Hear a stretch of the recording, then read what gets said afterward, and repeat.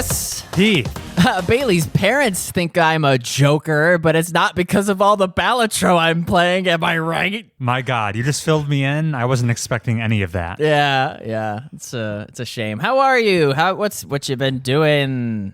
I'm pretty good. I'm probably doing the best out of all Mobius Tube's Hosts. co-hosts at this table. Yeah, you are bringing it up. It's Mobius Tubes, Episode 103. recorded on April 14th, 2024. I think we have in store for you a very classic feeling episode of Mobius Tubes. One we would have cobbled together back in 2019 or 2020, where Heath and I have both been playing a variety of games. I've invented a little guessing game challenge for Heath to play. Oh, goody. In the middle of the episode, and we even have an email correspondence to address. This is a vertical slice. Yeah, this is a very balanced nutritional diet of Speaking Mobius of slice. Tubes. Heath is indulging on some homemade pizza. Mamma mia. After all that Pizza Tower music you've been listening to. It's exiting the daily rotation, but very slowly. I did check out The Death I Deserve Ioli. I preferred the piece you brought to the last episode. In due time. All right. I have to warm up. You did say it was an acquired taste. Yeah. Like anchovies on a pizza. Which I avoid. I don't even entertain. Neither do I. What about Samantha? TBD. She's a pineapple. She is one of those pineapple fans. Oh, what? Yeah. That's a deal breaker. You gotta... Pineapples in general. She's got pineapple merchandise around her apartment. Well, that's fair. It's the most aesthetically pleasing of the fruits. It's certainly eye-catching. Yeah.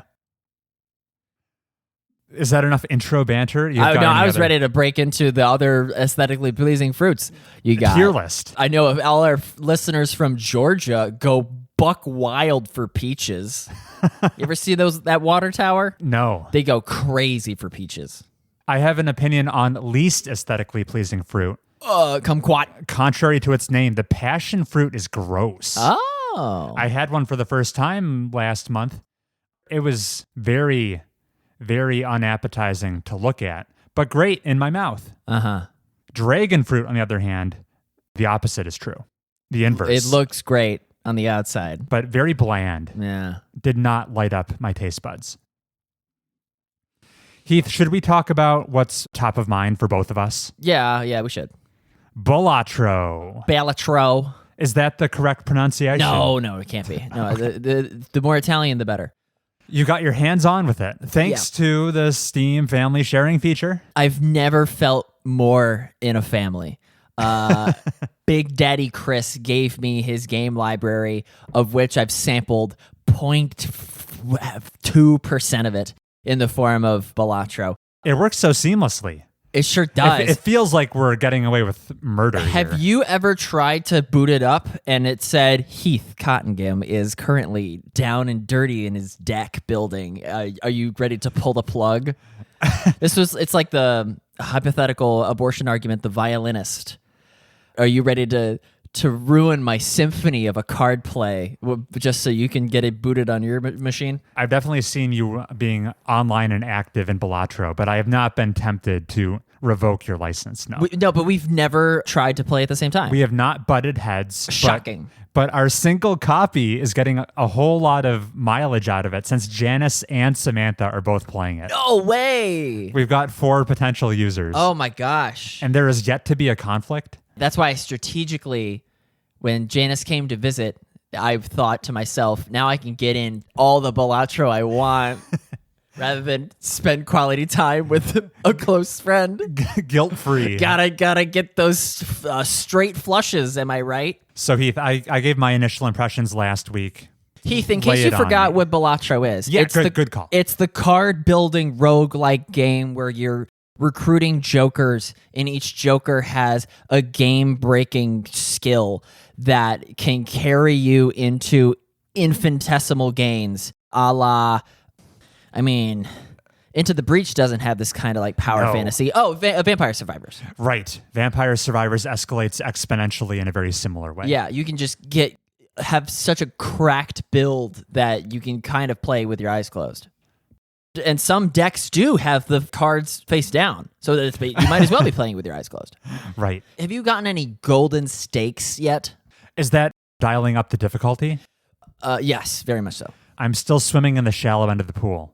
Well, yeah, you don't have as many played hours according to Steam as I do. But, Yeah. but that's also because What's up with that? it's because I just leave the machine on the main menu screen. Ghost images be damned. Music is so soothing. You know, I have been tired of it.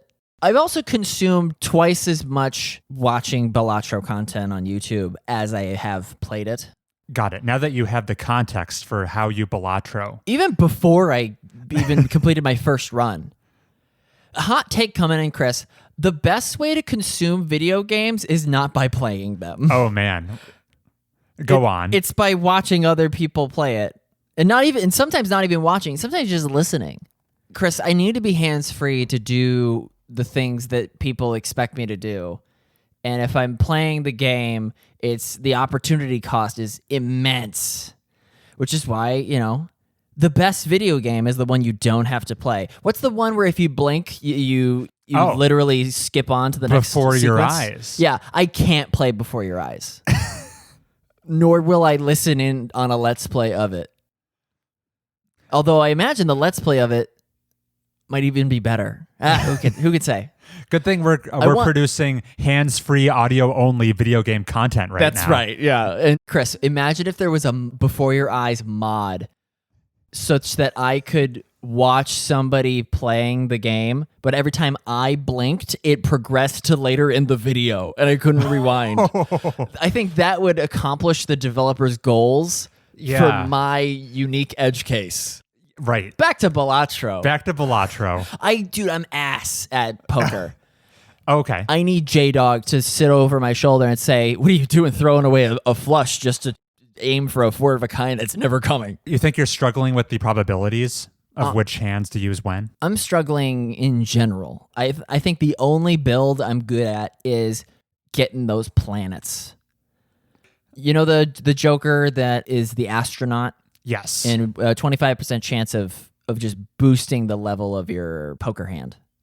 Okay. Ideal for me. Are you spreading the field with your planets, or are you honing in on certain planets to boost specific hand types? I mean, if I hone in on a specific hand, then I come across that boss blind that restricts you from going to your bread and butter. Play each hand type only once, that boss blind. Is this the game of the year?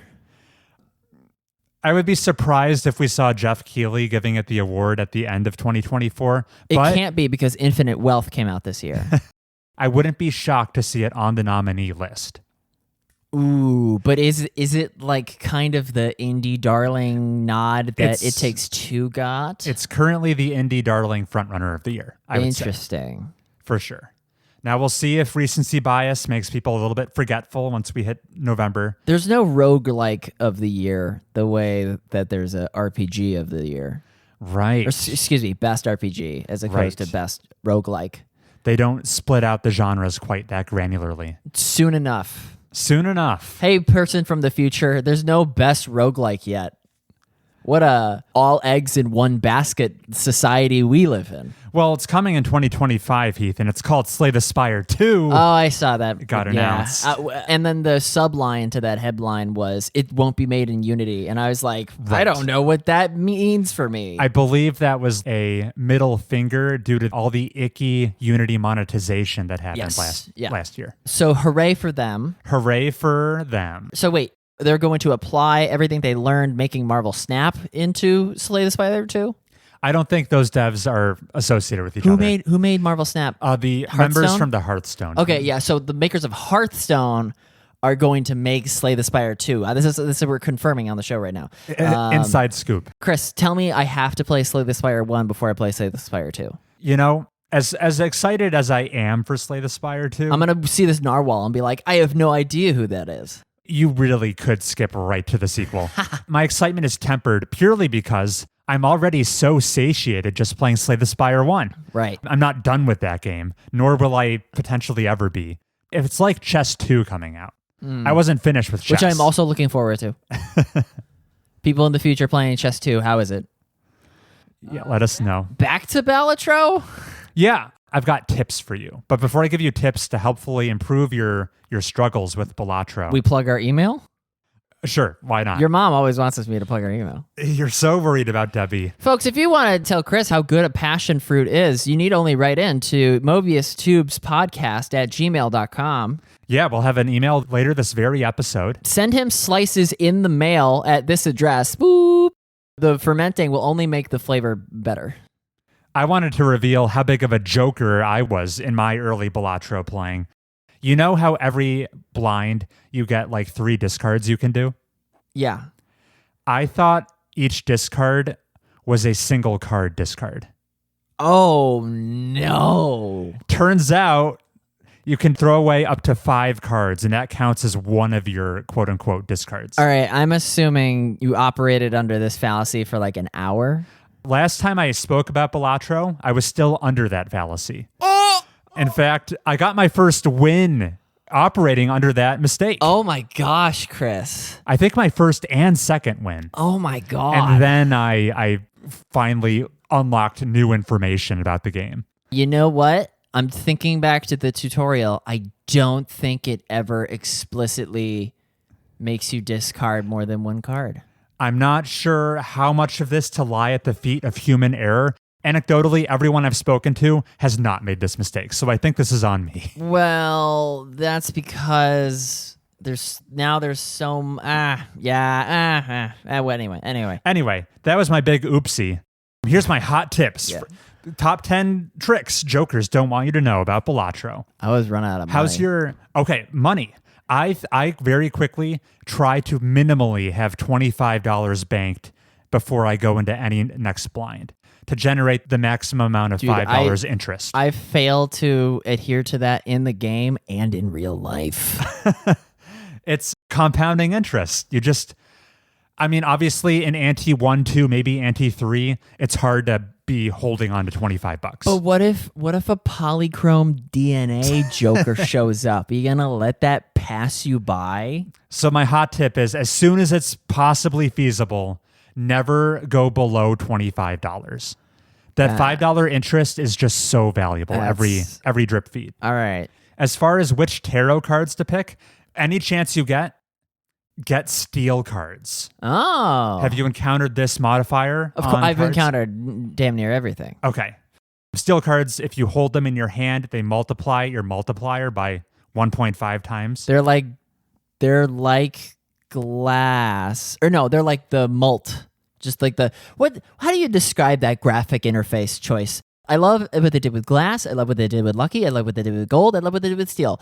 The mult one and the bonus. It just gives you more chips. It's like that blue arrow thing. Blue arrows. It looks really crude, but it's fine. What's the mult graphic choice? You're right. It's not super intuitive. It's like a crackling red, black, just streaky, like varicose veins. I could take it or leave it. Emphasis on leave it. Sure. I have no strong opinions on the subject. But rather than those ones where you get 1.5 times upon playing, steel is just cranking it as long as it's in your hand. Yeah. Steel cards, take those every time. They're so good. This is just one very hyper-specific joker I love that's good in the early game. I love the riffraff joker. Fill me in. Every time you enter a new blind, he generates 2 random common jokers for you. Sick.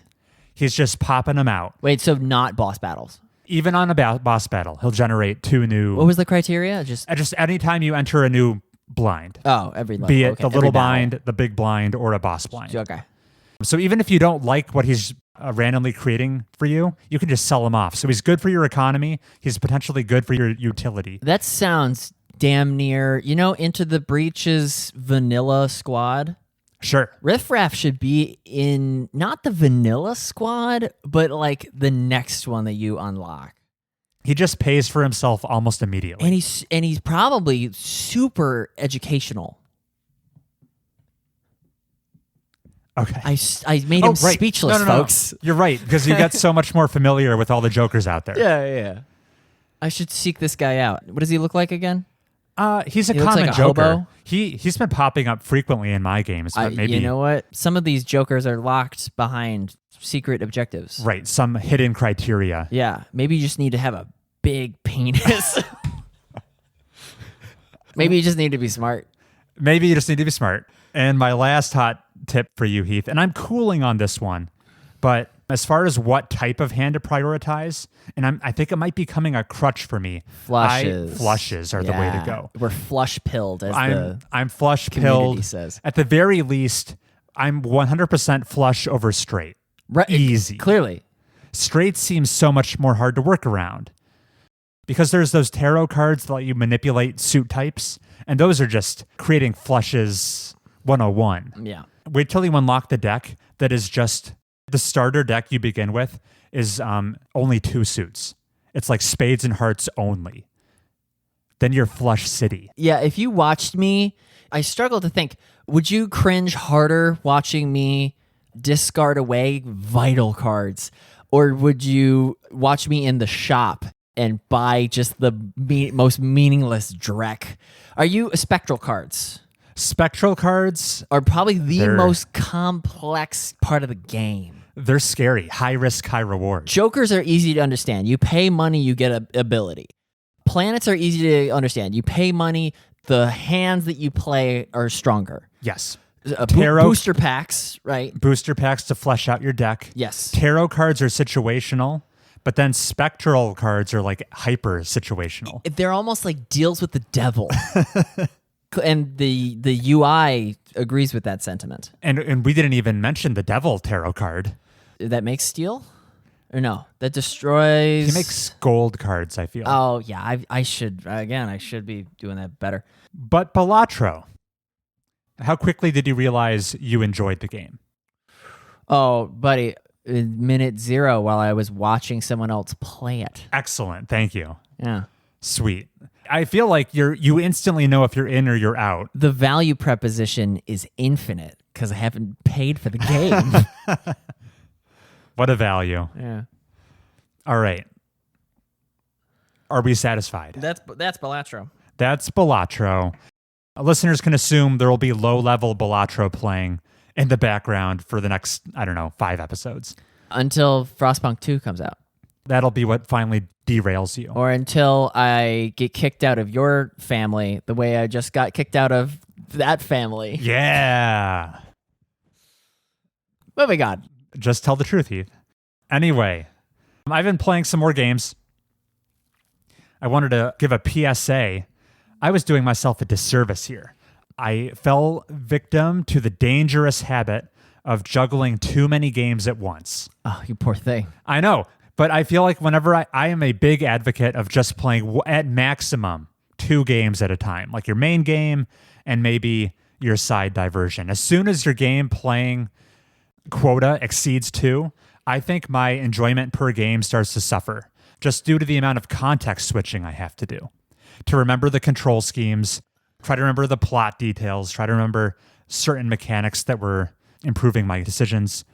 I was playing far too many games, and I decided, okay, I need to buckle down and just knock them off my plate kind of systematically. So I have several to discuss.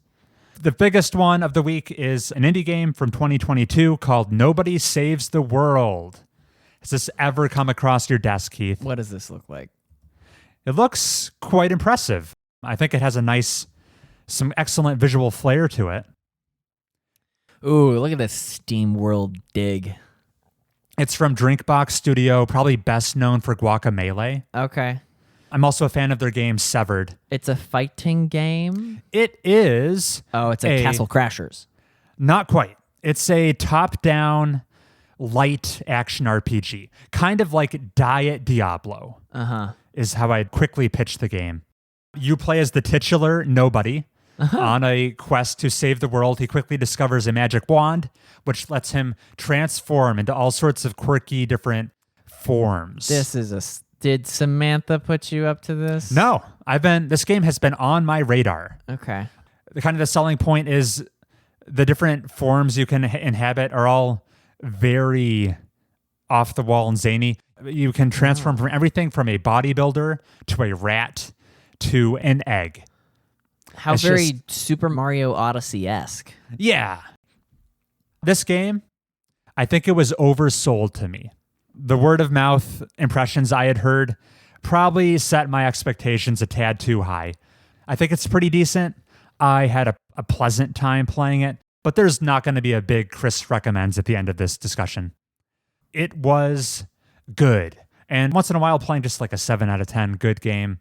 Nothing wrong with that. I do think one of its strengths is its presentation.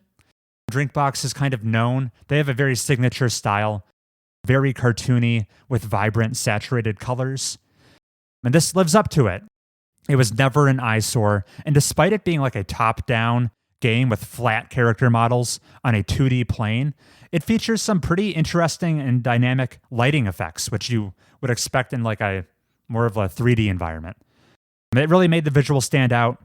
Presentation was a strong point on this otherwise middling game. Drinkbox Studios, if you put me and Chris in the game, I'll take it all back. It's not middling at all. It'll be game of the year for me. I don't even what's Balatro? I don't even know.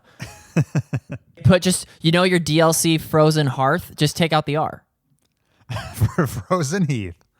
Where people might think of, I compared it to Diablo, probably the progenitor of this style action RPG, where there's a big emphasis on loot grinding. There is zero loot to be grinded in Nobody Saves the World. All of the gameplay variety comes from the form switching you do on the fly. One of them is actually a fly. That would be right at home in the game. The most interesting part about Nobody Saves the World is how modular the tool sets of the forms can be mixed and matched and kind of custom tailored to accomplish very specific goals. Let me give you an example. I'm begging for an example. Very early on, you'll unlock the Ranger, who can shoot arrows, poison-tipped arrows, and is very agile, can dodge around. In order to progress in the game and unlock new forms, the game has like a very almost artificial progression system where it's very checklisty. If you want to level up your Ranger, there will be quests to complete, dozens of them. And the game has a very clean UI for helping you track all of your various goals. And it'll be often things related to the character class you're currently using. If you're using the Ranger with their poison-tipped arrows, there might be a quest to poison 20 enemies. Very mundane. How very Crackdown. Oh, yeah? Yeah. What happens in Crackdown? The more you shoot the gun, the better your gun gets. The more you platform across the city to get high up collectibles, the higher your jump gets. There's 4 action verbs in Crackdown, and just the more that you exercise the muscle, the stronger it gets. Yeah, and that whenever you get a new form, that is the case for a little while. But soon you'll hit a progress blocker where the quests you get no longer relate to your vanilla Ranger playstyle. Now you have to kind of tinker with these forms because you're nobody and you can swap things around at will. You can transplant the Ranger's poisoning ability to the horse. As you turn into the horse, you can basically shuffle all these skills you're unlocking that are related to a certain form to the other forms. So your horse, who is all about kicking people and running around, eventually you'll get a horse quest that says, make your horse poison people. And that's where you need to swap over the Ranger's abilities to your horse build. You're making these amalgamations of the forms. Uh-huh. And the interesting part of the game is trying to like theory craft what builds you can come up with that will accomplish as many quests as possible as efficiently as you can concoct. I like that. You're kind of like, how quickly can I speed run my checklist criteria? I do that in Dreamlight Valley when Bailey's eating her ice cream. When it comes to the minute-to-minute action combat, it's fine. It's inoffensive.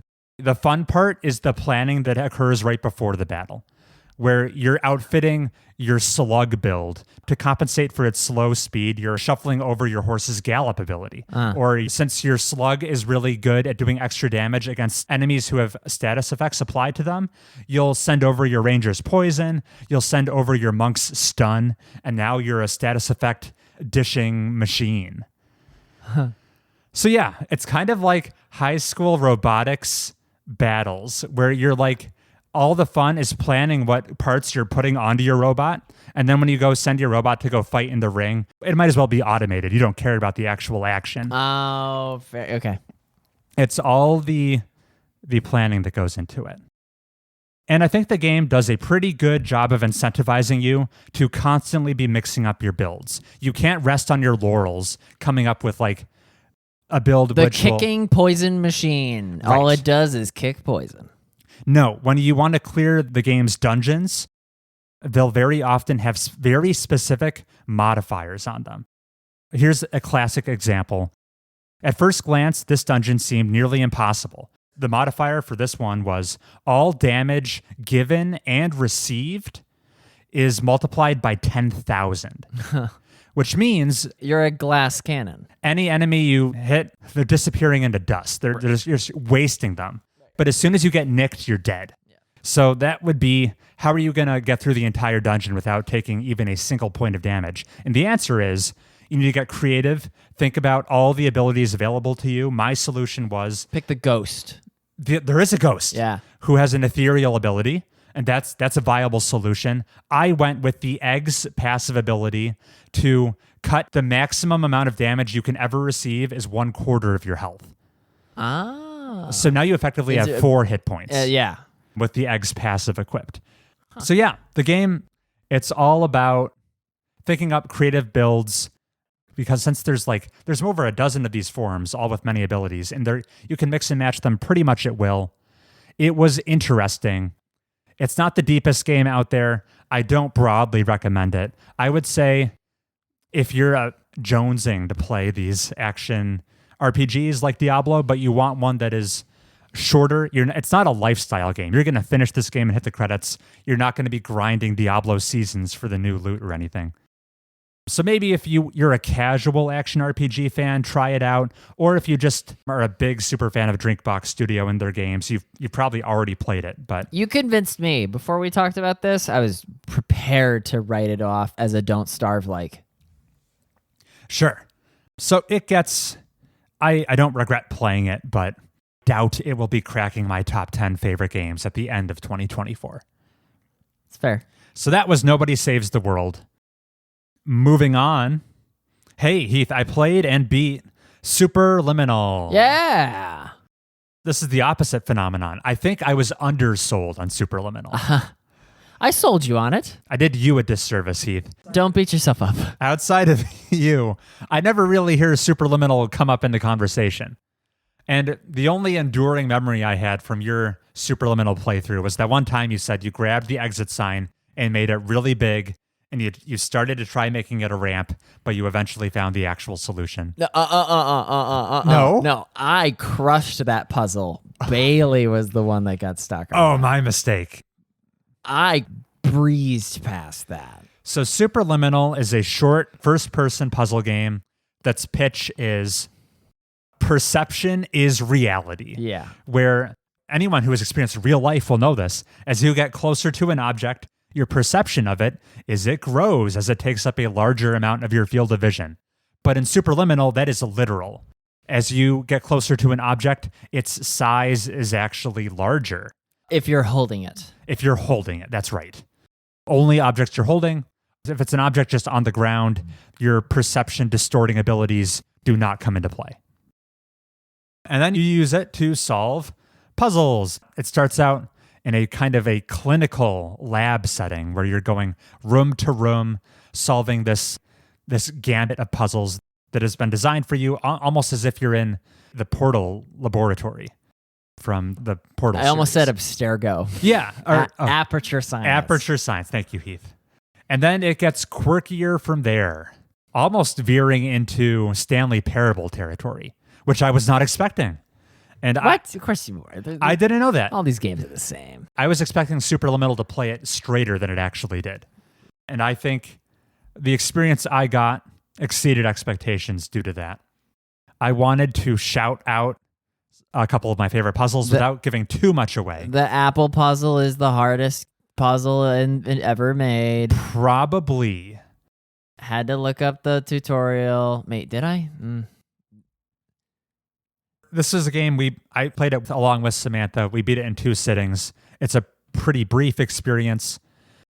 I liked the message it left with you at the end, and it's not the most earth-shattering life wisdom, but the fact that the whole game is about playing with perception, and the game tried to tie it into a thesis at the end where when life gives you lemons, consider problems. Scale up those lemons and live in a lemon castle. Consider your problems in life from a different perspective, and it might do you well to do so. Really quick, can we spoiler talk about? I don't recall, like, because you make the house big, right, and then you walk through the front door.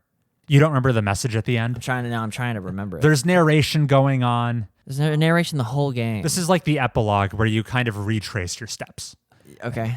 It's a small part of the game. What's the last thing you do? Like take a photo of yourself? I think you probably walk back into the room where you like signed your waiver.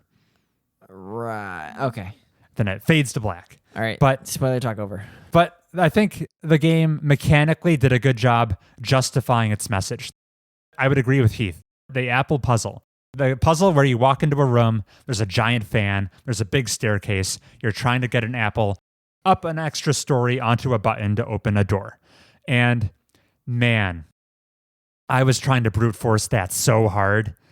It takes 5 times as long as every other puzzle. I was pursuing the same line of thinking, having revelations about it, eking out marginal gains, getting closer to the goal. Trying but to go around the back of it. It was always out of reach. And yet, as soon as you just discard your initial underlying assumptions and think about that problem from a different vantage point, it's just instantly solved. It's crazy how the mechanics did reflect the message in that instance. And I also thought the pool puzzle was really cool with the inflatable castle.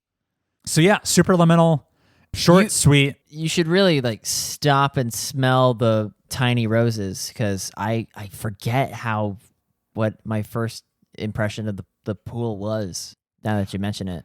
That one was another one where I had to reconsider and challenge my assumptions to make headway. So that's basically the end of my review, except I was surprised by how robust the tool set was for the Superliminal community level creator. Oh. Maybe it didn't even exist in the game when you played it. This could have been patched in. But there was like under the extras tab of the main menu, you could go into a level creator, which, wow, it was fully featured, Heath. There was like this little water cooler device you walked up to, and you can like import any Blender file and it'll like in-engine, in-game, scan it in front of you. It's for you to create your custom levels with any 3D modeled object from outside of the game you want to bring in.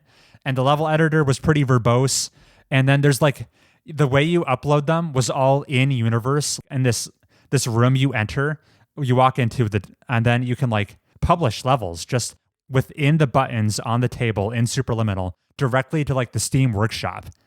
And then download them from there. For what is this like short 3-hour experience, you could make it like a lifestyle game if you wanted to, just downloading all the Mario Maker-esque fan favorite Superliminal levels, or make your own. I was shocked how fully featured this level creation tool suite was. It's giving me Minecraft calculator vibes.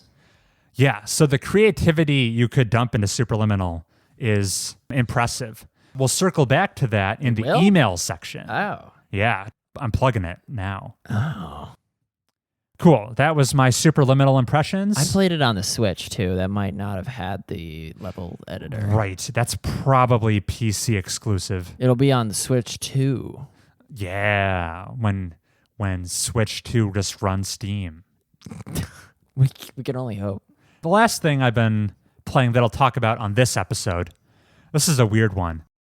This is a game I've talked about 4 years ago. I randomly replayed Gris. Yeah. Yeah. Girl sweeps up dust. This is the artsy indie game. It's a 2D side-scrolling puzzle platformer that each level kind of serves as a metaphor for the various stages of grief. Oh, I was going to say menopause. Oh, no. So that might sound pretentious. I don't think the game comes across that way. Here's what I'll say. I played it back in 2020. I'm replaying it now, and the listeners might be like, Chris, I have a photographic memory. You were middle of the road on Gris 4 years ago. Why the hell did you replay it? And I'm embarrassed to admit this because it might reflect unfavorably on me.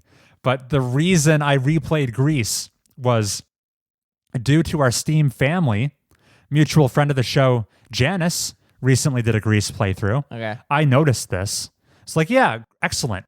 I'm so glad. This is the ideal timeline where the Steam family feature is just encouraging all my friends and acquaintances to like try these artistic indie games they would have never otherwise played. Yeah, you are the Willy Wonka of our friend group, and I'm just taking big chocolate bites out of you. I love it.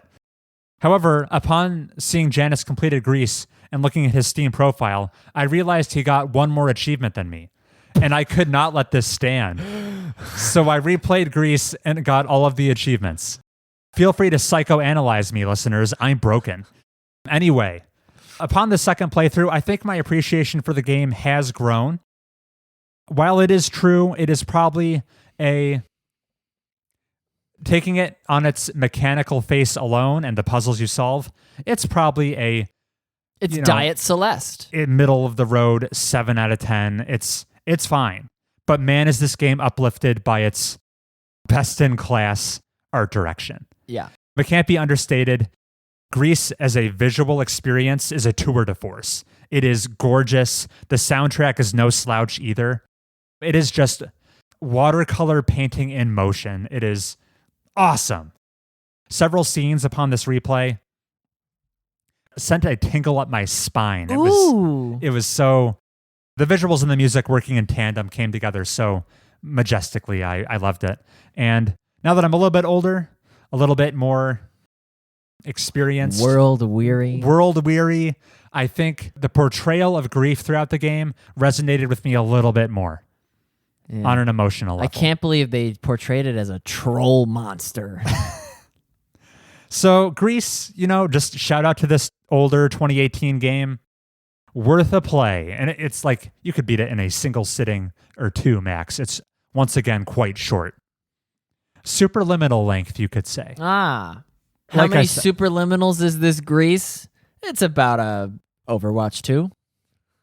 So I've had my fingers in many pies lately. I won't talk about it this episode because it's gonna be rearing its head on Mobius Tube's episodes 104 to like 110. Oh, but on top of all that, I've also dumped 20 hours into Persona 5 Royal. I thought you were about to say Lost Judgment or something. No, I've returned to Persona 5. I'm tabling the discussion for next episode.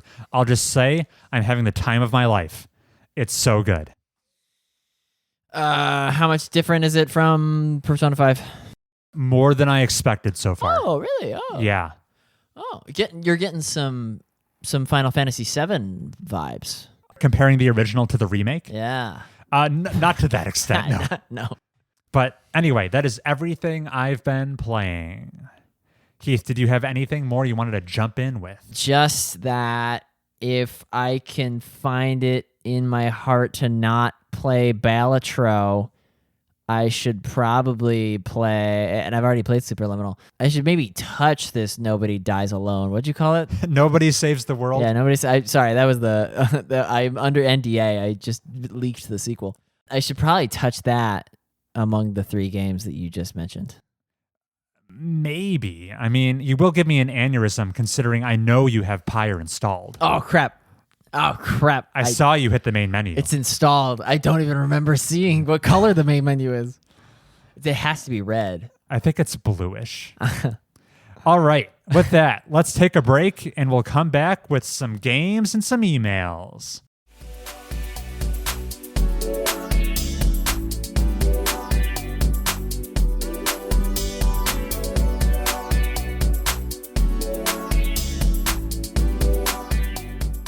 And we're back. Fallout has a TV show now. And it's receiving positive reviews, much to my surprise. Yeah, it's fine. I'm surprised by that. So little enthusiasm. You're the bigger Fallout fan amongst the two of us. I am. I care about Fallout as much as you care about Super Hot.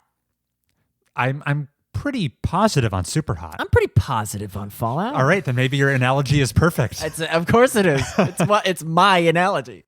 Heath, I have created a challenge for you. Yay, I forgot the challenge. Yay. All right. This was inspired by my recent experience juggling a whole lot of games concurrently, and having them all in progress was kind of irking me. I was feeling like my Persona 5 experience was being detracted by the fact that I still had Nobody Saves the World and Superliminal on my back, occupying some of my mental bandwidth, because I needed to retain my working info of how to play those games. Anyway, it just made me think of, man, lots of video game players are probably doing themselves a disservice. Lots of people buy games at release, never complete them, and then it's on to the next thing, They never get closure.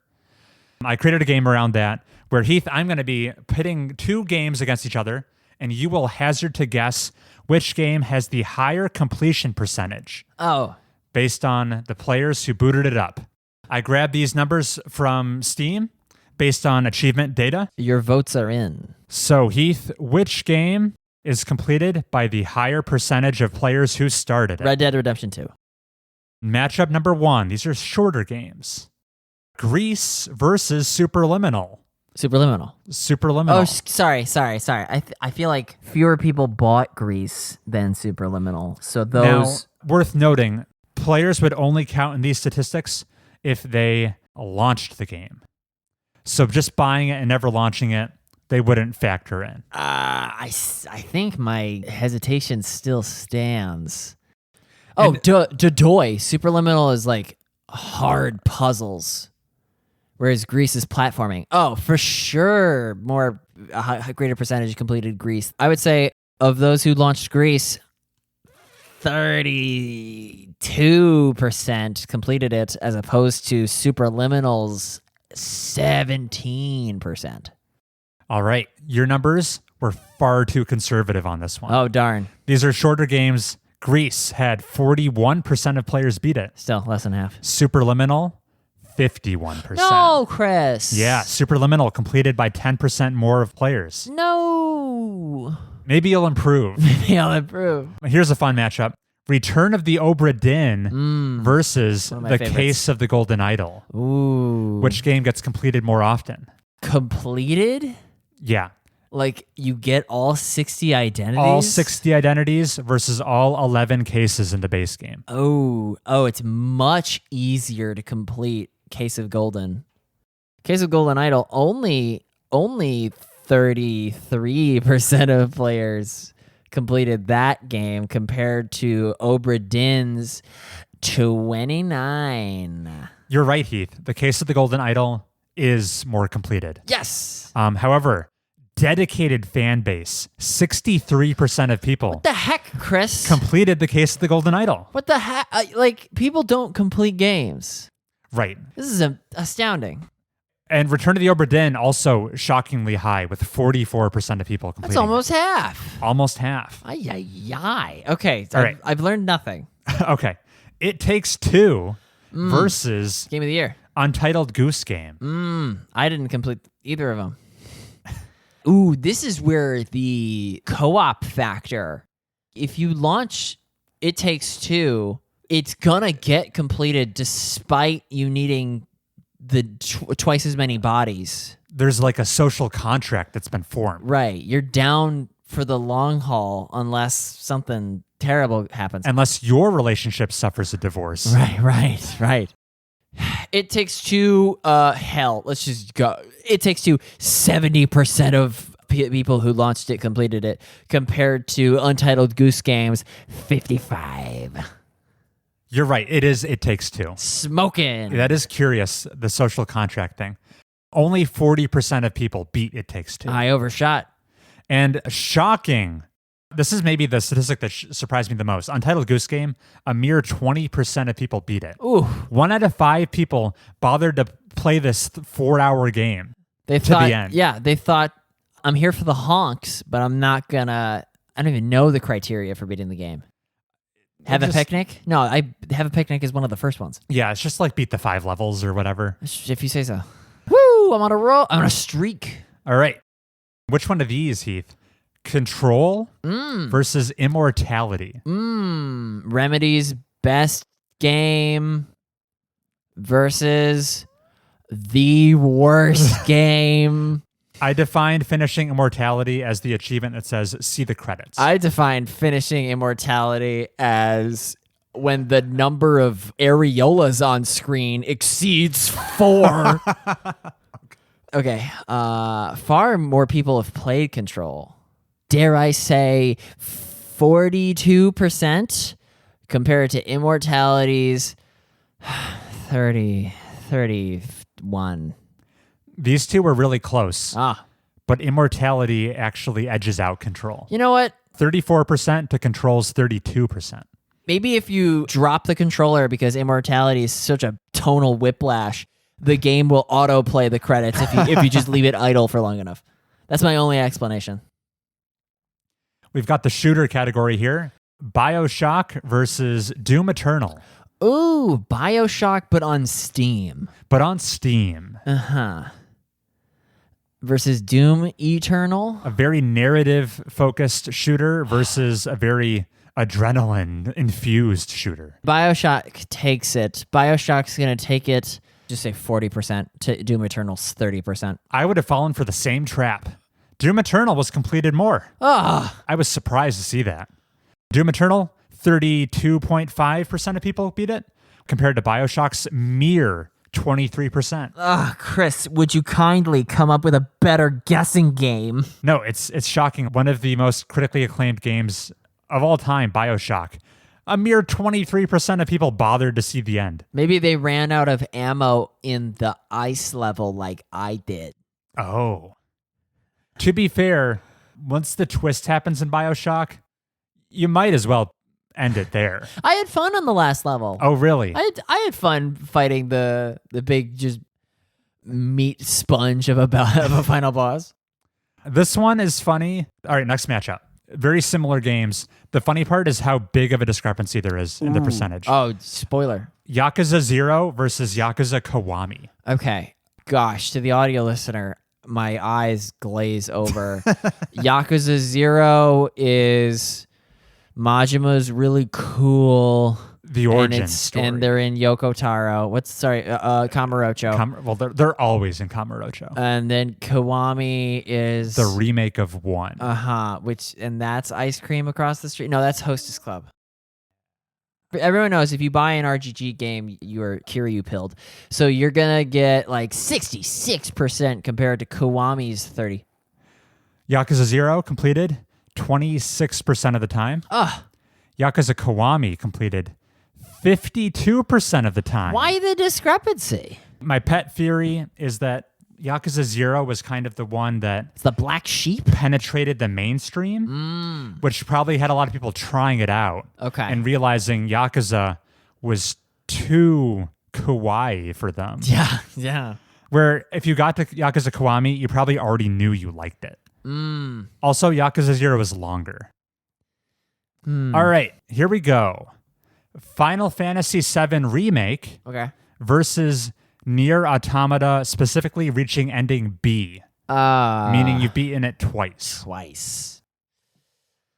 Let's just say... Okay. Final Fantasy VII is a huge game, popularity-wise. Yes. Lots more people completed FF7. Final Fantasy VII Remake was 53% of people compared to Nier Automata's 14%. You're right. It was Final Fantasy VII Remake. Smoked them. But only 29.5%. Of FF7? Yeah, of people completed it. Wow. And Nier Automata ending B, only slightly lower at 28%. I'm still a ways off. Okay. Final Fantasy VII, the original game. Haha, good. Versus... On Steam. Versus Sekiro, Shadows Die Twice. Oh, so it's difficulty in the case of Sekiro. Right. Versus difficulty in the case of Final Fantasy VII. Yeah. This is a well put together thing, Chris. If you launch Final Fantasy VII on Steam, it's because you already beat it back on your Sega Dreamcast. So it's Final Fantasy VII is going to have as many as 37% to Sekiro's Shadow Die Twice being 2%. Whoa. Only twice did 2 people beat it. All right, this one was interesting. Okay. Sekiro has a much higher completion stat. Wow. Final Fantasy VII, the original, is only completed a mere 10% of the time. Ooh. My theory is it's purchased by people who loved it back in the day. They boot it up to get that nostalgia kick. And they're like, we're done here. And They realize the error of their ways. Yes. Where Sekiro is 24% of the time.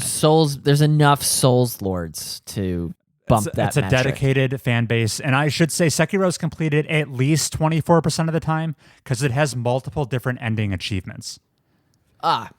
So at minimum, it's completed 24% of the time. It's probably higher. Could be even higher. Could be even higher. Oh my God.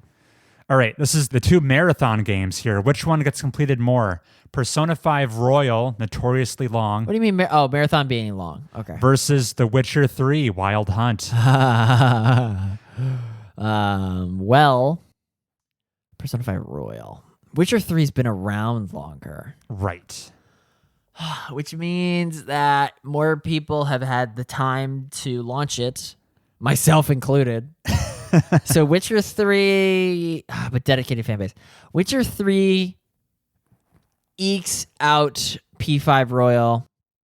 Because P5 Royal, maybe it's launched by Persona 5 lovers who then realize they're not up to replaying a 100-hour game. Maybe, yeah. That's my reasoning. Witcher 3 just barely makes it into 30% against Persona 5 Royal's 26. You're right. They were close. They're within 1% of each other. Wow. But you're right. It is The Witcher 3. Hooray. Which has a completion stat of 23.7%. Okay. Versus Persona 5's 23.2%. Yeah, you get to the final school year and then you just give up. I've only got a couple left here, Heath. Sure. Returnal. Everyone's favorite shooting strategy game. Right. Twitchy, hard action, third-person shooter. Ammo is scarce. Infinite, actually. It's just on a cooldown. Yeah, okay, good. Versus Marvel's Midnight Suns. What constitutes beating Marvel Midnight Suns? There's credits to hit. Yeah. It's a long-ass game. Yeah. So do people have the stamina to beat Midnight Suns or the proficiency to beat Returnal? So if you launched Returnal, you're gonna beat it. I might even say like 40% of people that launched Returnal completed it compared to 28 for Marvel's Midnight Suns. You're correct. Returnal wins it. Got him. Only at 26.5%, though. Oof. Versus Marvel Midnight Suns, pretty lackluster 18%. Yeah. Sad. And my final matchup for you, it's the Supergiant one. Okay. Bastion versus Transistor. Ooh, well, Bastion was popular as heck. Yes. Oh, no. The reason you save this for last is because it's a tie. So Bastion is 36% and Transistor is 36%. Lock it in. I love that. Would have been a baller way to end this. No, it's not a tie. Okay. Sorry. It was more to highlight these absolute animals out there not completing these Supergiant games. How dare they?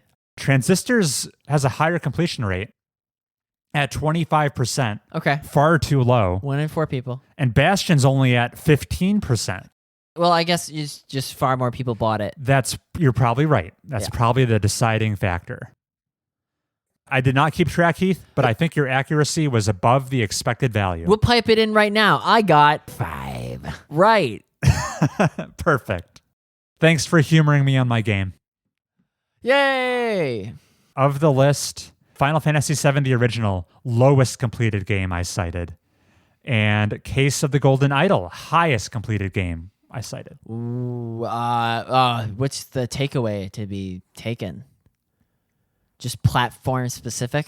This whole exercise made me feel vindicated, coming out very harsh against original Final Fantasy VII. Well, good. The stats reflect my opinion. That's how you should feel. People pay it lip service, but do they actually want to complete it? I don't think so. No, sir. All right. And with that, we can move on to the final segment of the show. Everybody, take a moment to empty your diapers because we are about to open up the email inbox. That's right. We have a listener inquiry this week. You can write to us as well by sending an email to mobiustubespodcast@gmail.com. This one comes in with the subject line, Creative Expression in Gaming. Mobius Tubers, big fan of the show. My only problem, my gaming backlog is now nearing 100 games. I've yet to hit a bad recommendation from you. Oh, good. I really enjoyed episode 100. I had a couple questions about a type of gameplay I didn't really see represented on either of your top 100 lists. Specifically, games that encourage creative play, often with no clear goal or incentive. Wait, you talking about Scribblenauts? Examples I've experienced include The Sims, Animal Crossing, as well as parts of Minecraft and Stardew Valley. Many people pour hours into artistic design in these games, e.g., island planning in Animal Crossing, interior design in The Sims, or farm design in Stardew Valley.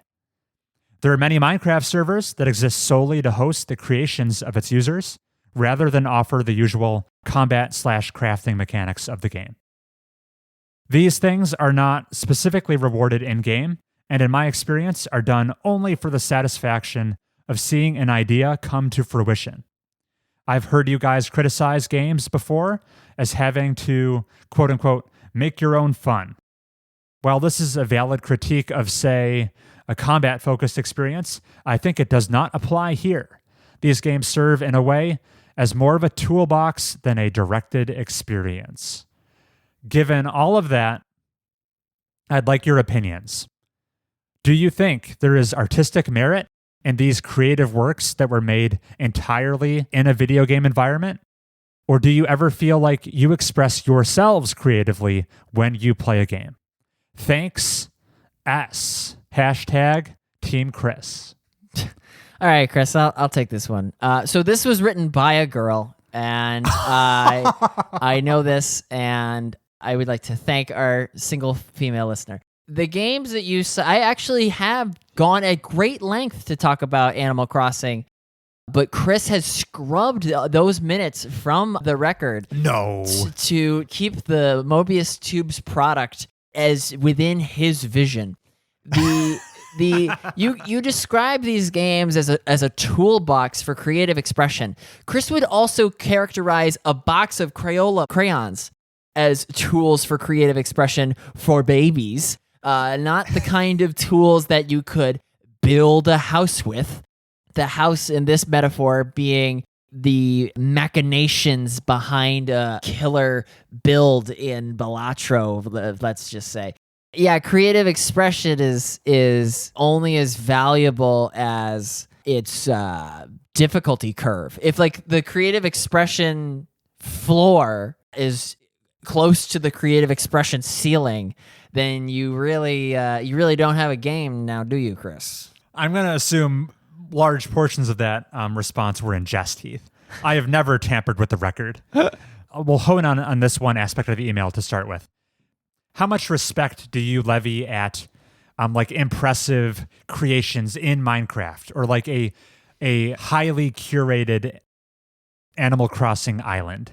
Would you assign a lot of value behind in-game creative pieces? I would assign to it no less value than the killer 360 no-scope that gets all the esports money flowing. Both are feats of skill. Yeah.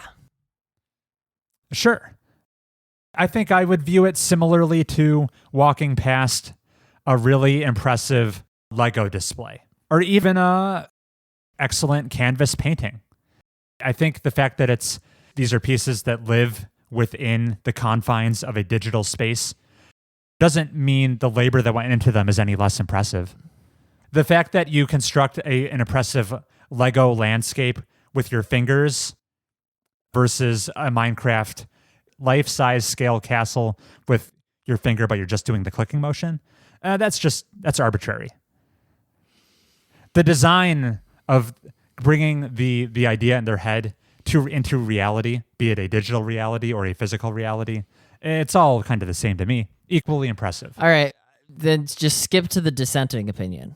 The creative expression games she mentioned, you would scoff at their inclusion among Game of the Year candidates on any given year.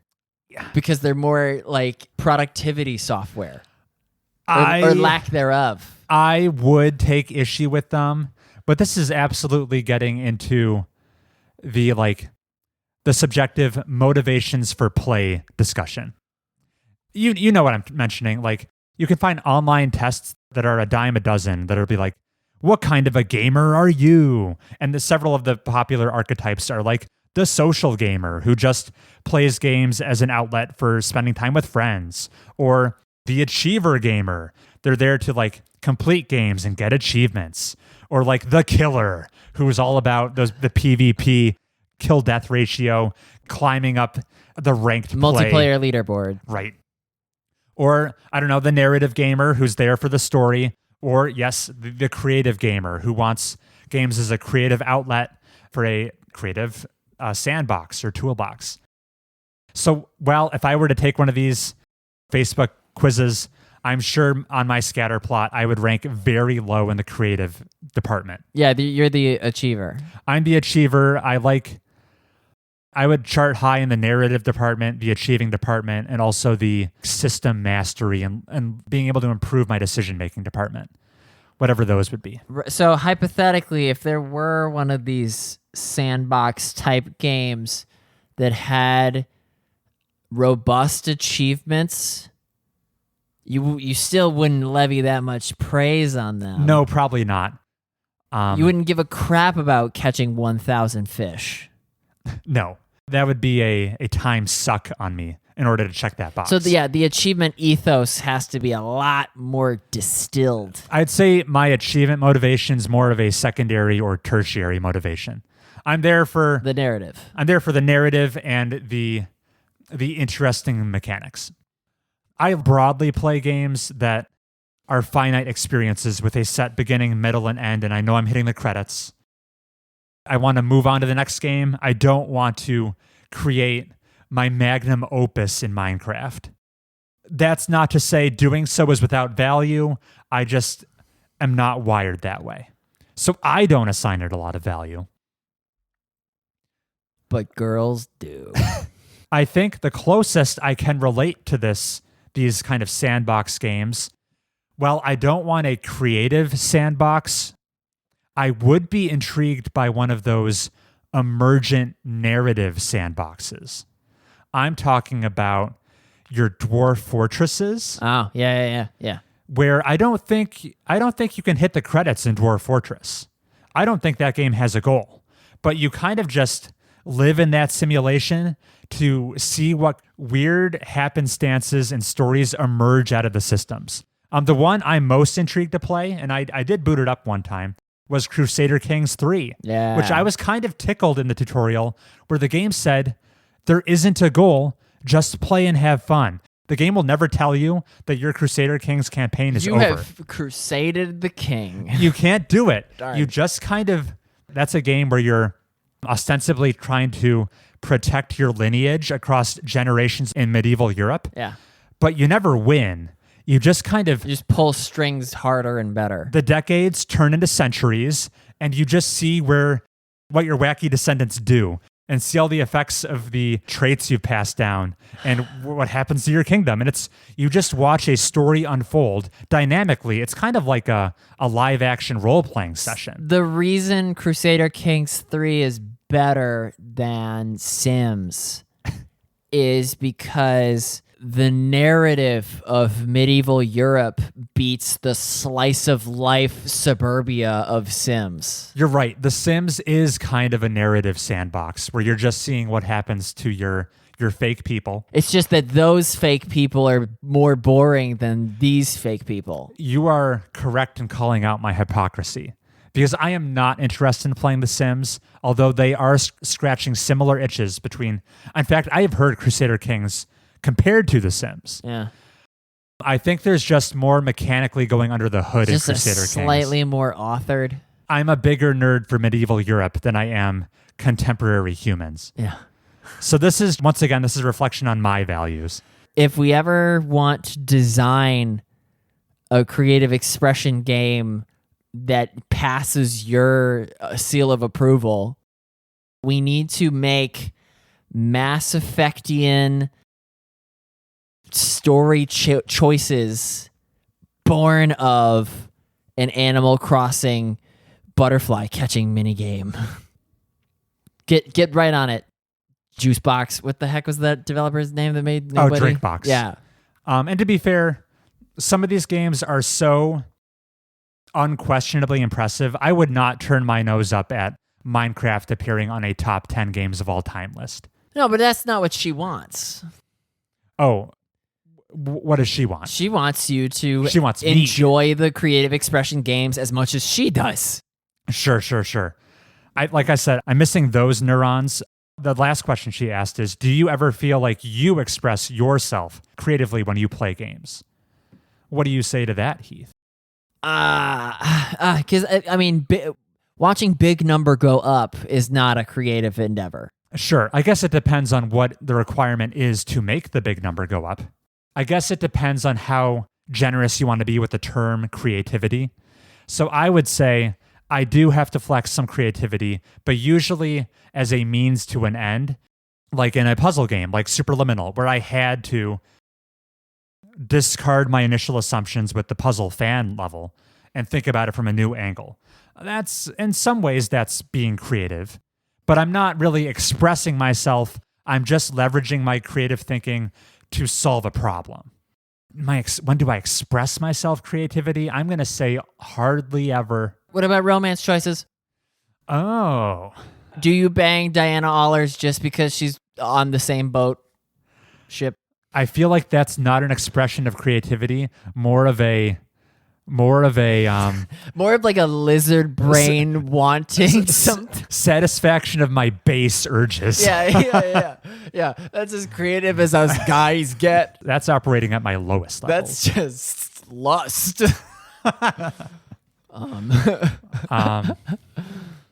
Very cool. Good email. It goes to show people play the same games often for very different reasons. Right. If I whip up Frostpunk and I pick the faith route versus the fascist route, or if I appeal to the proletariat wishes as opposed to the engineers, the role playing, as much as I'd like to pretend that I do it for the role playing, on my 50th playthrough of Frostpunk, I'm really just thinking I got to get my food production up before we starve. Like it's numbers. It's numbers. Right. And the rest is like window dressing. I have noticed that. The seesaw of, I've interrupted you, but my thought is really good. Yeah. The seesaw of creative expression versus beat the game on hard mode, it tips around the double-digit hour mark. Okay. I may start playing a game for creative expression and make my island the best, but eventually I'm just channeling my inner Nobody Saves the World and stringing along these Nook Miles achievos as fast as I can. Right. I've noticed that phenomenon as well. Let's coin it the Heath seesaw. The more familiar you get with a game, you're just hammering it over and over again. The more the window dressing fades away and you just see the Matrix. You just see the Dwarf Fortress. But girls don't have that. But girls don't have that. You heard it here on Mobius Tubes. The window dressing remains. All right. I think we satisfied that email. Hooray. And with that, it's time to close out this podcast. Yep. Chris, you are allowed to keep cracking along on your backlog. Don't worry about that copy of Balatro. I'm sure it won't get lonely. I'm sure it'll receive many visitors while I'm at work. No, just me. Thanks for listening, everybody. Thanks for listening, everybody. Catch you later.